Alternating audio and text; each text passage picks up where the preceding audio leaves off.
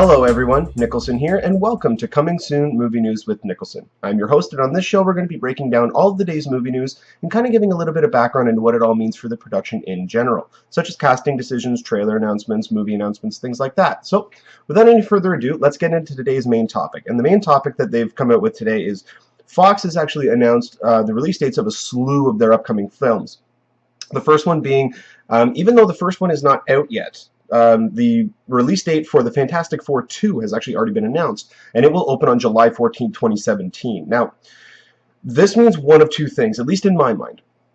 It either means that Fox is extremely happy with what they've seen so far with the Fantastic Four reboot, excluding, I don't know if a lot of you heard, but a few days ago, maybe even a week ago, a rumor came out that Fox was going to be abolishing the entire project altogether, that they were getting rid of the cast, they were getting rid of the writer, they were getting rid of the director, and starting all over from scratch.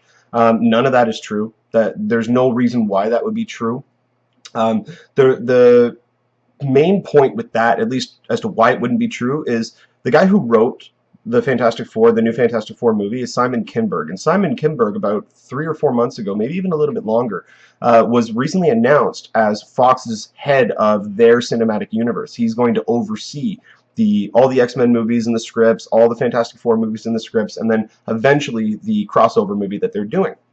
So, with Fox coming out and saying, oh no, we're going to scrap this movie entirely, we're going to get rid of the writer, that made no sense because they've hired him to oversee all of their comic book projects. So that really, when I heard that, I kind of chuckled at myself. That didn't make any sense whatsoever. They wouldn't have just recently announced the cast like 2 weeks ago. It was all crap. None of it was real. But with them announcing already that they're making a sequel, and they're making it within 2 years, like it's 2017. The first one will be out in 2015. Second one will be out in 2017. That shows that they have a lot of hope for this film. Same way that Spider-Man, with the Amazing Spider-Man, came out in 2012, and then the second one came out in 2014, or is coming out in 2014. Third one will be 2016. Fourth one will be 2018. That shows that they have a lot of hope for this project. They have a lot of faith in it, that they feel that the direction they're going is very good. What they've seen from director Josh Tranks looks like it's going to work really well in their new updated universe. So with them announcing the Fantastic Four 2 to come out just over 2 years after the first one, that shows a lot of promise. The other thing is that it shows that Fox is really willing to go with any franchise that they have, albeit the quality of the project. I mean, look at X-Men Wolverine, or Origins Wolverine. Look at Last Stand. I mean, Last Stand had a few really cool sequences in it, but overall it was a terrible film. It really wasted a lot of the characters. I mean, Cyclops was only in it for about 5 minutes. Jean Grey was completely wasted as Phoenix. She played off more of a campy, hokey villain than she did an actual dark entity in this world. So, as far as I stand right now on this gives me hope about Fantastic Four. I actually really like this move. The fact that they're announcing the sequel already, to me that means that they have a lot of hope in it. That they are willing to lay their cards out on the table to say, listen, this is our plan, this is what we're doing, we're very excited about what we've got coming out in the first one, now we're going to be moving on with the second one already, and hiring a writer, and getting Simon Kinberg to come in and oversee all that stuff. So that gives me a fair amount of faith in this upcoming project. So my worrisome has been reduced a bit. I do like the cast that they have, even though I'm not really happy about the age demographic they're going with the film. But I do like the actors that they got to play them. They are very good actors. So the second movie that they announced is the third standalone Wolverine film, and they've stated that that's going to be opening March 3rd, 2017. This comes off the heels of James Mangold talking about his ideas that he might have for the film that I talked about a couple of days ago. But also, the one thing about this is that Hugh Jackman has not signed on for it. He stated that he will return for another Wolverine film, or even playing the Wolverine character, as long as the script is good. Now, this could mean that the storyline that they've got is intriguing him, and so he said that as long as the script's good, I'll be on board. I really like where you're going with this. A lot of people online have been hoping that they'll do the Old Man Logan storyline, and if they do that, then that will be Hugh Jackman's final bow as Wolverine on screen. And I would be very happy with that. We're at a point now where he's played the character for so long that it's almost time for a reboot. But with the Wolverine sequel opening March 3rd, 2017, that's 3 years away. Just under 3 years now. So they're in the planning stages of that film. We know that James Mangold is coming back. We know that John Logan is coming back to write it. So there's not really anything else that we know about the movie other than Hugh Jackman might be involved. But I do have a feeling that if he is involved, that will be his last time as Wolverine on screen, and he will bow out and he will allow someone else to come in and kind of reboot the character as it were. So the one thing that I've been stating this all along, and I knew that they were going to be doing another one, is Marvel has actually, Marvel has announced a third or fourth movie in the Phase 3 lineup, and it's actually going to be opening up on July 13th, 2018. So that is going to be the final film that will lead into Avengers 3, which will finalize Phase 3. We still don't know what movie it is. It's just an unannounced Marvel film. The only movies that we know of in Phase 3 that are coming out are Ant-Man, Captain America 3, which will be opening May 6, 2016, and then, actually, wait, hold on. If it's July 13th, 2018, that means that it most likely will be after Avengers 3. That will be the first film of Phase 4. Interesting. I am willing to put money on that then. If that's the first movie of Phase 4, I'm willing to put money on that. That's going to be Black Panther. There's no room for Black Panther in Phase 3. We already know that. With them doing Cap 3, Ant-Man, possibly Thor 3, and then Doctor Strange, 4 movies, and then we got Avengers 3, and then moving into Phase 4. That will most likely be Black Panther then. I would have said that that would have been Doctor Strange or Thor 3, but that's looking more likely that it's going to be Black Panther. If that is indeed, if it's, because it's July 13th, 2018, and Avengers 3 most likely will be out in May of 2018. That'll be a 3-year gap between the Avengers films. So, yeah, I'm gonna put money that that's Black Panther. Marvel's really knows what they're doing. They are executing things well in advance. They're not pulling a DC where in the midst of getting ready to shoot a film that they're going to have to backtrack it because it doesn't fall in line with their other plans. No, they've got enough plans in the works. Like I said, if you watch the Assembling a Universe documentary that they had on Tuesday, you really got to see how long they've been working on all these projects and how long they've been waiting to instigate all of these things. So they prepare very early on for all of these films, and if this is indeed the first film of Phase 4, I'm really looking forward to it, and it shows how much they're willing to expand. I do have a feeling, though, that as of Phase 4, we are going to see some of the main casts be changed, because it makes sense to have a trilogy of phases, have Avengers 1, 2, and 3, and then change up the lineup, either changing up the actors who are playing the characters or change the characters entirely themselves and bring in new people. They have so many directions that they can go with. I hope they don't take the safe route and just keep their main core characters and just bring in a one-off character for a movie and then either kill them off or just write them out. But yeah, I have a good feeling that that's going to be the first film of Phase 4, so that's really exciting. I never even picked up on that until I was really just looking at it right now. The second last film that they announced is Taken 3. I talked about that, I believe, earlier on in the week or later last week.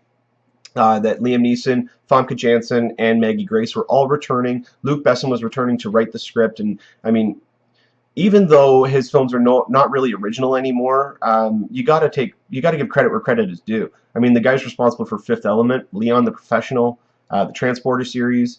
Some people have questions about the Transporter series. I loved the first one. I thought it was very entertaining. And a lot of people come to me and say that you love a lot of movies that are kind of bad. And when I say that I love them, I don't mean that I think that they're quality filmmaking. They do exactly what they're intending to do. The Transporter series is high-octane action with a stoic main character who is fairly quiet, kept to himself, but has his own moral code, has his code of honor, and just goes and kicks ass. That's what I was expecting from the movie. That's what I got from the movie, and the action sequences were pretty cool, so therefore I really enjoyed it. A-Team, I keep bringing this movie up. A-Team is probably, in my personal opinion, one of the most underrated movies out there.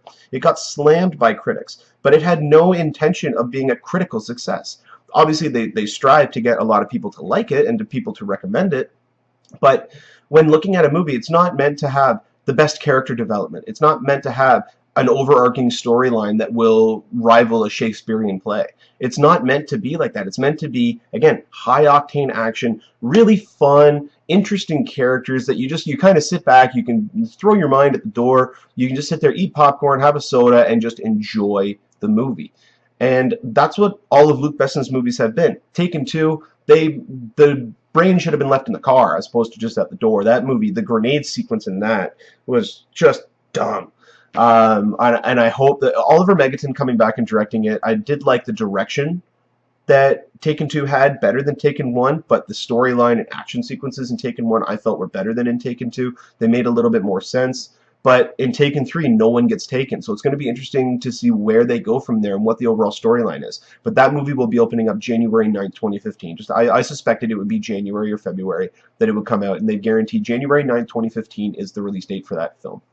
And the last movie is Matthew Vaughn's The Secret Service, which has been filming for a while. It was originally supposed to come out sometime in 2015, I believe in either March or April, but they've actually bumped it up to October 24th of 2014.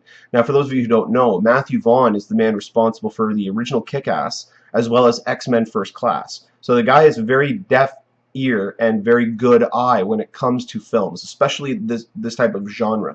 And The Secret Service, from what I can remember, is set in the 60s. It stars Henry Cavill, or sorry, no, that's Man from U.N.C.L.E.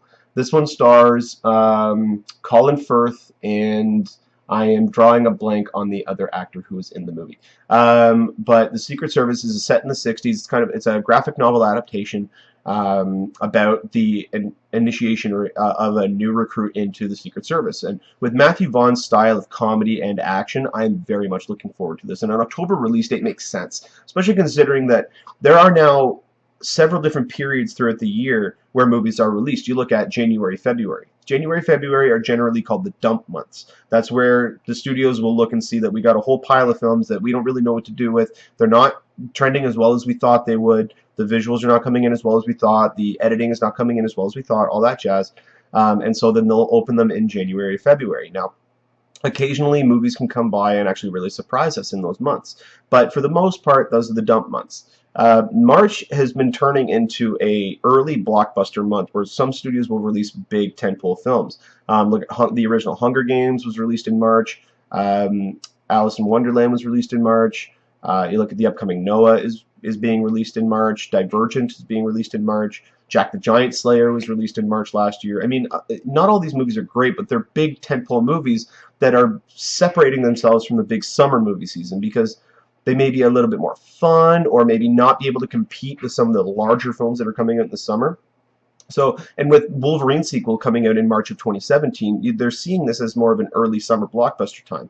April has always been a weird month. Studios are trying to get April to be part of the summer movie season now. With Captain America releasing I believe Fast and Furious 5 and 4 were released in April. Fast and Furious 7 is releasing in April of next year. It's kind of a weird time. Then you get the summer movie season, which goes from May until the end of August, which have just all the big blockbusters, the massive R-rated comedies, the high concept films will all release in the summer movie season. And then you get September, October. September, October is kind of another, well, September and the beginning of October are kind of an early dumping ground for the movies that they thought would be released in the summer, but they weren't as good as they originally thought. Look at Resident Evil. Every Resident Evil movie, for the most part, has released in September. What are some of the other ones that have released in September? Well, you got Labor Day weekend right there, which is a weekend where movies are not released. That's the cutting off point for the summer is last week of August, and then the next week, the first week in September, does not have any new releases, and then they go into the middle of September. But October is starting to become the Academy Award worthy blockbuster films. You look at Gravity was released in October of last year. You look at the Meet the Parents movies were all released in October. Several different movie projects have always been released in October. November and December are now the award season, and even the heavy blockbusters that are contending for Academy votes, like the Lord of the Rings and Hobbit movies, were all released in December. Hunger Games Catching Fire and the 2 parts of Hunger Games Mockingjay are all being released in November. You look at the Avatar sequels. Avatar came out in December of 2009. The Avatar sequels, Avatar 2 will be out December 2016. Avatar 3 will be out in December 17. And Avatar 4 will be out in December 2018. So all these big high-profile movies are all released. So they've really segregated out where each type of movie lies and possibly even the quality of the movie. And with Secret Service getting a late October release, that has me kind of intrigued. They've moved it out of a summer movie season. They bumped it up like 6-7 months, which means they have a lot of hope for the movie. It's tracking a lot better than I thought. With it coming out in late October, that bodes really well, and it's going to be possibly another win in the Matthew Vaughn book. Which I was hoping for him to come back and direct X-Men Days of Future Past, but we got Bryan Singer, who was the godfather of the X-Men franchise. A lot of people say that they wanted Matthew Vaughn because of First Class. I really liked his visual story, or his visual style, but the overall story is what I really liked, and a lot of people don't know that Bryan Singer actually wrote the idea. He wrote the story of that movie, and then he got these other guys to come in and write the script. So when people say that, oh, I wanted Matthew Vaughn to come back because First Class was a much better movie, Bryan Singer was directly responsible for one of the main aspects of that movie being good, and was the storyline that they chose. The fact it was in the 60s, the fact that Magneto and Professor X were friends at the beginning, and then they kind of separated apart, and what happened with that, why Xavier was walking around, why he ended up getting in the chair, all these things, and coinciding that with real-world events in the past was breathtaking. That was amazing. It was so well written. And that came out of a thought that Bryan Singer had. So him coming back and doing Days of Future Past has me intrigued, and I cannot wait for Monday to see the first full trailer for the movie. We saw the teaser, which didn't really have any finished special effects in it. Now we're going to see what the Sentinels look like in motion. We're going to see what all the past storyline is going to evolve. We're probably going to get a better sense of the plot of the movie and what it's going to entail, and how much of the comic book they're actually going to adapt, as opposed to just keeping the name in the general storyline. So that'll be really interesting to see. Well, now is going to be the first edition of our user-related questions. So, as I asked a couple of days ago, anybody who has a topic or a question that they'd like to have answered on the show, or at least talked about, send it in, put it as a comment, or email it to movienewswithnicholson@gmail.com. And so I had a couple people asking some questions, and so I felt that I would address them as best as I can. So the first question that was asked is, what's the status of the upcoming R-rated remake of Stephen King's It? And so a couple of things have come out very recently about this project, actually. It hasn't been officially greenlit. They've greenlit the script, they've greenlit the director coming on, and the most interesting thing that I love about this is, how do you pronounce his name? Cary Fukunaga, who directed True Detective with Woody Harrelson and Matthew McConaughey, is actually set up to direct the film. And what they've done is they're doing it almost similar to how they did the 1991 miniseries, where they're going to be splitting it into two big segments, and they're actually going to be doing two separate films that will most likely be released between 6 and 12 months apart from one another. So they're going to be doing the first film is going to be about when the kids are young and actually being terrorized and attacked by Pennywise. And then the second film will focus on when they're adults. And actually, one website I was reading had a few what's called Dreamcasts, and they had the one pick that they had for Pennywise I didn't really agree with. They had Tilda Swinton in there as Pennywise. If I had to pick anybody right now off the top of my head, would probably be Crispin Glover. And people who don't know Crispin Glover, he starred in the remake of what was the rat movie? Where he controls the rats.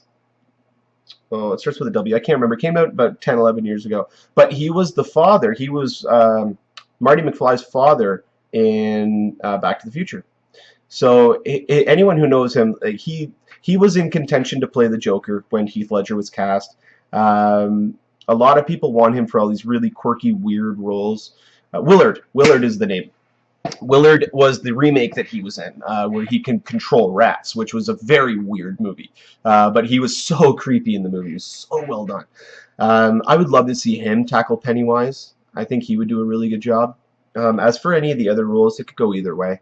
I don't think that they need to adhere directly to the book. They need to stick closer to the book than the miniseries did, that's for sure.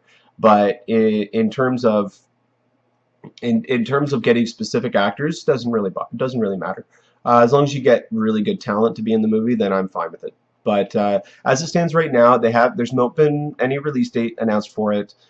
We do know that Fukunaga is attached to direct, and he still is. He gave an interview about 2 months ago stating that we're still going ahead with it. We're still moving forward, but they're having a lot of trouble really adapting it and making sure that they don't end up like the miniseries did. Although the miniseries is the direct reason as to why I have a terrifying fear of clowns, because I was shown that movie when I was about 4 years old when it first came out, and it terrified me. But actually, one thing I would like for you guys to comment on is who you would like to see play Pennywise. So if you go ahead and leave a comment in the comment section below, let me know who you would like to see Pennywise, and argue amongst yourselves as to who you think would be the better or the worse Pennywise. So I think that'd be really great. The next topic that I'd like to talk about was what is the status, or that I was asked is, what is the status of the adaptation of The Dark Tower? And so The Dark Tower has seen its fair share of development hell. The movie was announced, and it was actually greenlit, and they were moving forward with it about 2 years ago, I believe, about 2 or 3 years ago. And all of a sudden, the plug got pulled on it. They had Javier Bardem from No Country for Old Men and from Skyfall. He was going to be playing Roland Deschain, and all of a sudden, the movie just fell apart. Whether it be budget, whether it be script issues or anything like that, it never really came out, but it fell apart. And then about 6 months later, Ron Howard stepped in and decided he was going to bring back Javier Bardem. Then he ended up going and switching the cast over to Russell Crowe. So Russell Crowe is the person right now who is lined up to play Roland Deschain if they do the adaptation. Whether that sticks when they actually go ahead and do the film is another thing. But their main intention for the project is very ambitious, and this is one of the reasons why it hasn't been greenlit yet. Because the story is so expansive. It's 8 novels, it's like 4,500 pages in total. And to narrow that down to 1 2-hour movie, or even just a trilogy of movies spread out over 3 or 4 years, is very difficult. So what they're hoping to do is, Warner Brothers, who owns the rights to the book, and they own HBO, so what they're planning on doing is having the first feature film be based on the first book, and then between the release of the first and second film, they're going to have between a 10 and 13 episode series, which is going to take place over the course of the second and third book. And then the fourth book will be the next feature film. And actually, sorry, I believe the second feature film will be a combination of the fourth and fifth book, if I'm not mistaken. And then they'll have another television series which will bridge the gap between that story and the final book, and then the final feature film will be the final 8th book in the trilogy, so that they can get all the content of the book. The biggest problem with it is that the storyline is told in a very non-linear way, and what that means is that it's not told in a strategic timeline, like 10 a.m., 12 p.m., 2 p.m., 4 p.m. It would be, 2 p.m., 10 a.m., 12 p.m., 8 a.m., yesterday, tomorrow. Like it's done all like that. Time doesn't make sense. Time and space are all kind of weird in this world. So actually, I'll read off kind of what the main storyline is. The story follows Roland Deschain as he searches for the Dark Tower, which is said to be the hub or nexus of all universes combined. Even time and space have been affected in this world, as time doesn't flow the way that we're used to, and things happen differently, such as the sun possibly rising in the north and setting in the east. So with magic and futuristic societies being involved in this kind of old style Western, like it's set kind of in the 1800s, 1700s, more 1800s. But there are futuristic societies which have now been kind of destroyed already, and there's magical elements in the world, but not as many. But all these tears are causing all of these problems to happen, and all these time jumps, and the fabric of their universe is actually collapsing. It's a very intriguing story, but the two main problems with it is, A, it's a non-linear storyline, so how do you make sense of that, or at least how do you get the audience to make sense of that? And B, it has to be rated R. If you know any of the content of these books or the graphic novels or anything like that, it has to be rated R. Very violent, very there's a fair amount of language. The subject matter alone is just very dark, so the movie has to be rated R. And with Ron Howard coming out and saying that we're still working on it, we're still working away on it, they just need to get they need to get a studio to back them unflinchingly and say, we trust you, we have faith in it. If the TV series doesn't do well, so be it. We're going to make that back with the movies, but here you go. Here's your pile of money. And I don't think Warner Brothers is in that spot yet, which is weird when you think about Warner Brothers has, they have the upcoming Godzilla. They have the Harry Potter franchise. And Warner Brothers, they have, why am I drawing a blank on it? I'm having a hard time with that today. They have, I think, the largest block of franchises outside of Marvel and Disney. So they have a lot of income coming in, essentially. They do back a lot of expensive films, and sometimes those don't work out.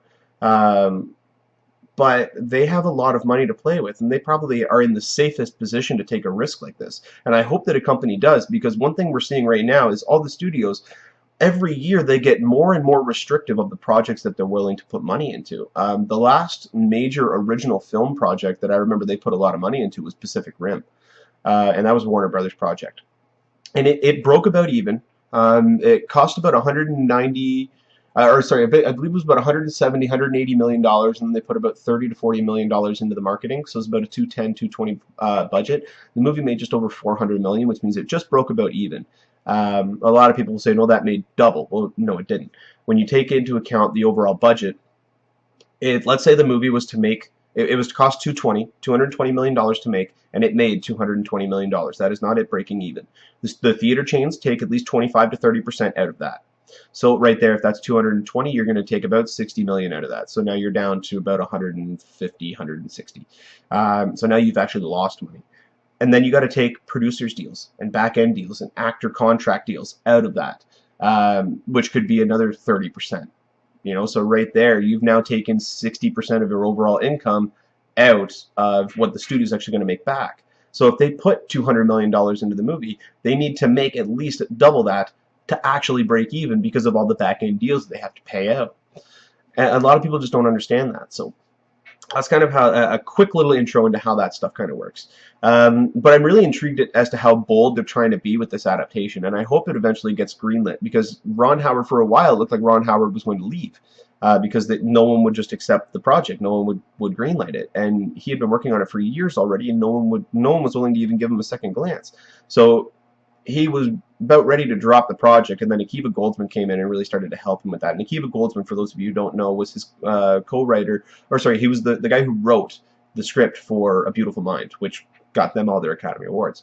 So that's what we know about The Dark Tower for right now, and if we do get any more information about it, I definitely will update it on here. And we have one more topic to talk about today, and that is, what is the status of the current movie version of Entourage?